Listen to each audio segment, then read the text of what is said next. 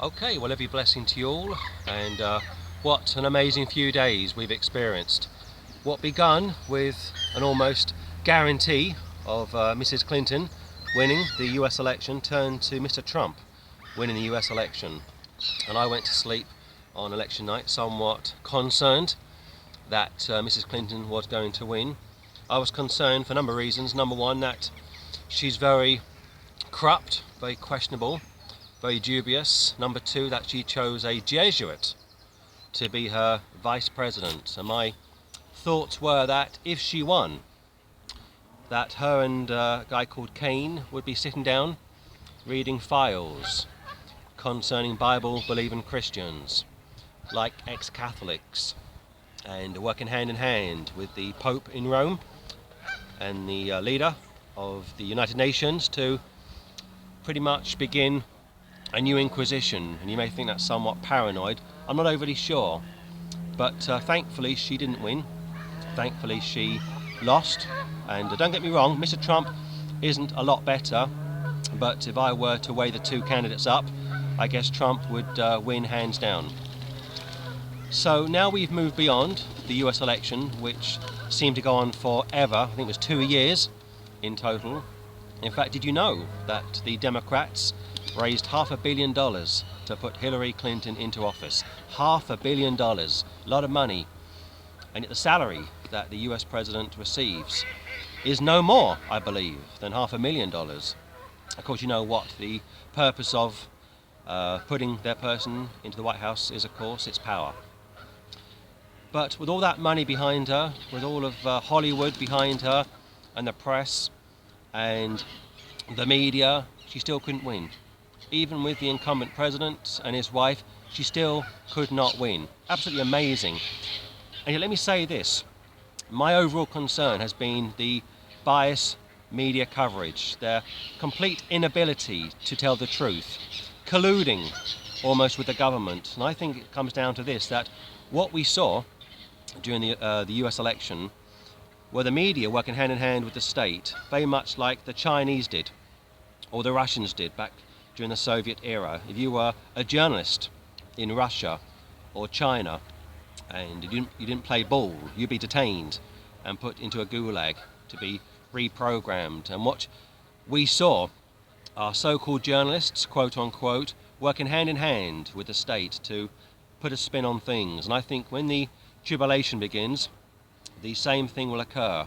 Also, I saw the news this morning concerning many people rioting around America overnight, very upset that Trump has won the election. And yet, isn't that democracy? That type of reaction to Trump's presidency, I think, will happen during the millennium. Like at the end of the millennium, before the Lord comes back, you've got the devil calling on the nations to march against the Lord. And the Lord, of course, destroys them all. And I just wonder if what we are seeing from a hard group of left-wing activists, atheists, Darwinists, and I'll come to them in a minute, is a picture of what will occur during the millennium. It makes you think, doesn't it?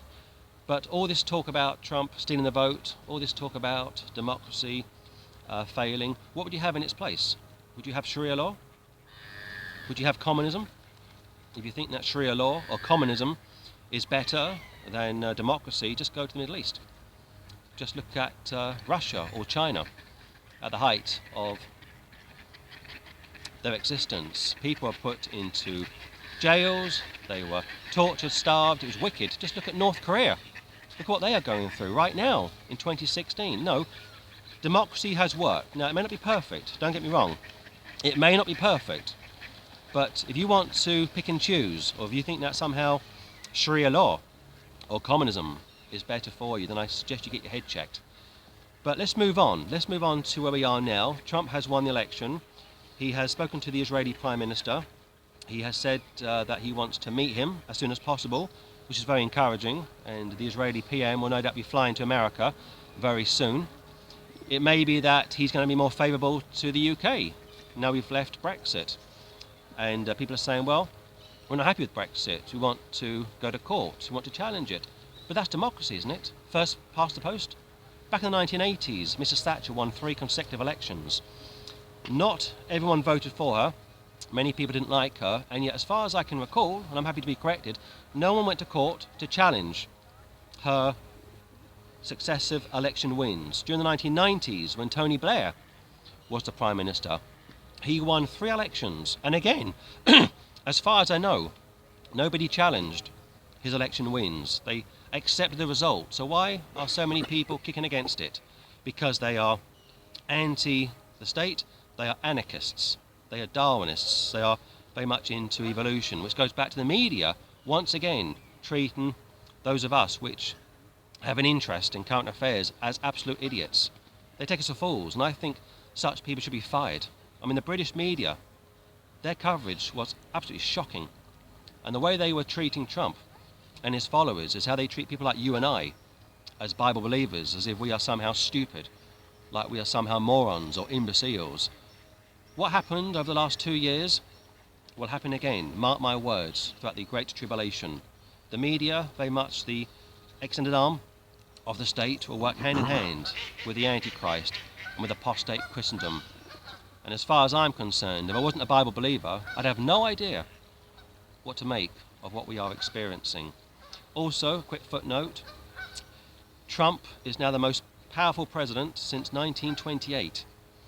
He won the presidency, of course. He's won both houses of Congress. He's got the Senate and he's got the Congress very much in his pocket now. But what do they say? Absolute power corrupts. Power corrupts, absolutely. So what we need to do as Bible believers is pray for him, and of course pray for our own leaders in the UK and your leaders wherever you are around the world, because at the end of the day, Almighty God ordains the powers that be. Trump may tell you that he won due to his own money, and I salute him for putting his own money into the campaign, and yet he got there thanks to Almighty God.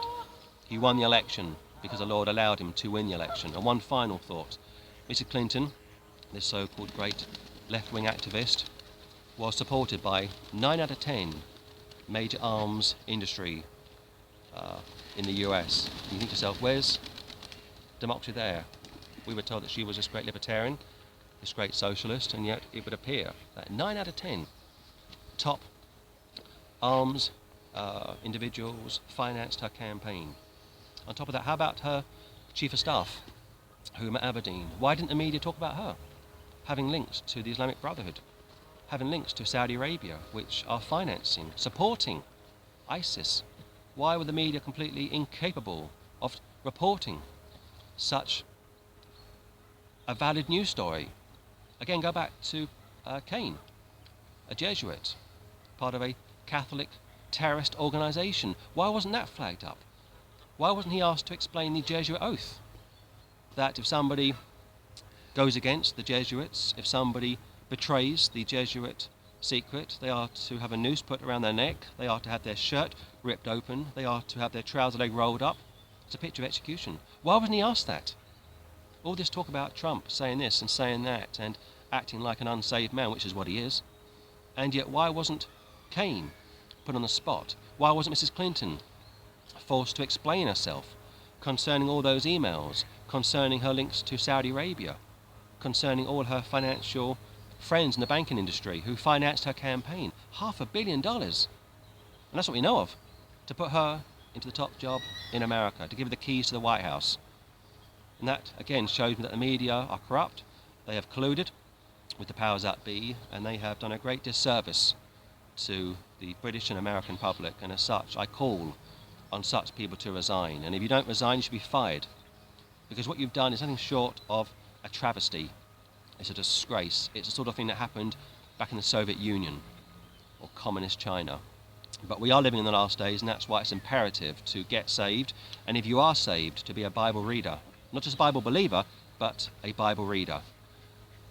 So I think you've heard enough from me today. A very beautiful, crisp November morning. I wanted to come out and put my thoughts on camera while it's still fresh in my mind. Also, some of this talk about Trump being the Antichrist is somewhat of a joke. Again, he won the election. What part of democracy do you not accept? He won the election. Those in the UK that voted to come out of the EU won the election. What part of that don't you get? The media are out of touch with society. Politicians are out of touch with society. And the apostate church is very much out of touch with the true church. What you are seeing are losers, sore losers, hard left, Darwinists, atheists, kicking against what has occurred over the last few days. And like I say one last time, what the media did to Trump is what they've been doing to Christians for decades, treating us like fools. No opportunity to reply to what we are told to believe concerning evolution, like 24/7. And as such, it's a good thing that he won. It's a good thing that he beat the system. It's a good thing that he stood against the elite, the religious elite, the political elite, and the media, and won. So I think I will leave you with that thought and allow you to enjoy this beautiful backdrop. The ducks and the pigeons very much enjoying themselves, and I wish you every blessing and Maranatha.